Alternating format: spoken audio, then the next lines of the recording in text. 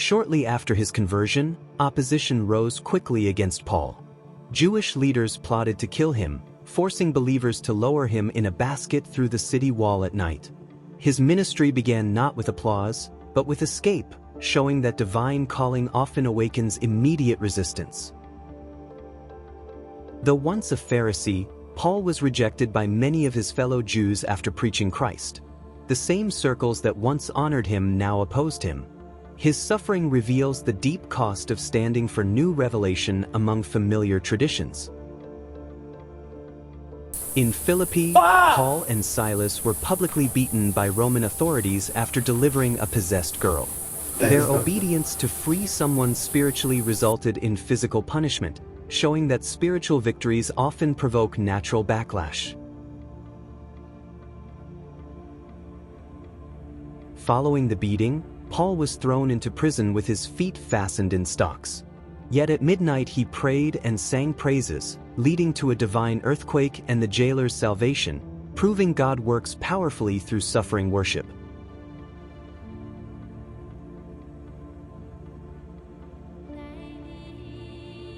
Throughout his journeys, Paul faced continual pursuit and opposition from religious leaders. They followed him city to city, stirring mobs. His message of grace threatened legalistic systems.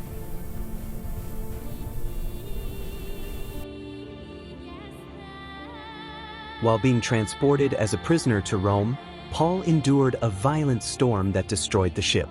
Though all seemed lost, God preserved every life aboard, affirming Paul's mission would reach Rome.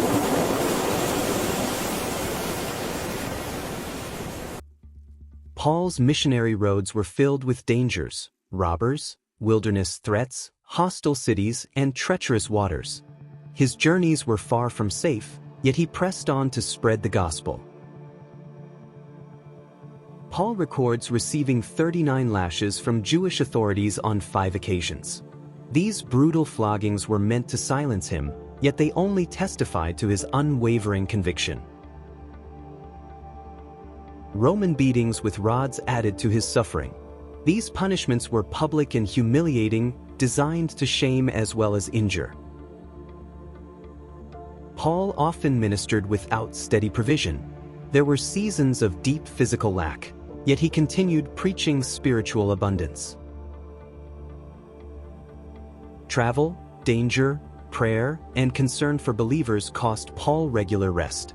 His labor for the gospel extended beyond daylight hours. Paul speaks of a persistent affliction, a thorn, allowed to keep him humble. Though he prayed for its removal, God answered that grace was sufficient. Paul spent extended periods imprisoned for preaching Christ. Yet prison became a writing desk for epistles that still shape the church today. His last imprisonment was harsher and lonelier. Many companions were absent, yet he remained faithful, writing final encouragements to Timothy. Paul's suffering culminated in execution in Rome. Though his life ended under imperial judgment, his testimony and doctrine continued transforming the world.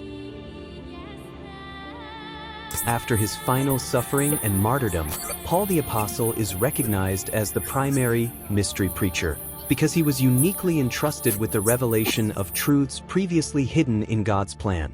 In his epistles, Paul teaches that the mystery was kept secret since the world began but was now made manifest through Christ, particularly the formation of the body of Christ made up of both Jews and Gentiles in one spiritual union apart from the law. Ephesians 3 verses 1-9, Colossians 1 verses 26-27. His preaching emphasized salvation by grace through faith alone, the believer's heavenly position in Christ, and the indwelling Christ within. Unlike prophecy which was spoken since the world began, Paul's message unveiled what had been concealed: God's eternal purpose for the church in this present dispensation of grace. Therefore, Paul stands as the divinely appointed steward and herald of the mystery, called to make all men see what had once been hidden but was now revealed through revelation given directly to him by Jesus Christ. Paul's mystery ends exactly where it began, in a revelation from the risen Christ, a truth hidden from ages and generations, now made known to the body of Christ. His gospel does not lead the church into the tribulation, judgment, or Israel's prophetic program. Instead, it leads upward. The mystery concludes with a departure, not a disaster. Before the final 7 years begin, before the seals open, before the man of sin is revealed, the body of Christ fulfills its destiny.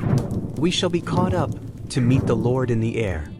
This catching away is the capstone of Paul's message, a heavenly people removed before God resumes his dealings with Israel on earth. The rapture is not an escape from trouble, it is the completion of a purpose. It is the moment when the church, the one new man, is removed so that God's prophetic clock for Israel can restart.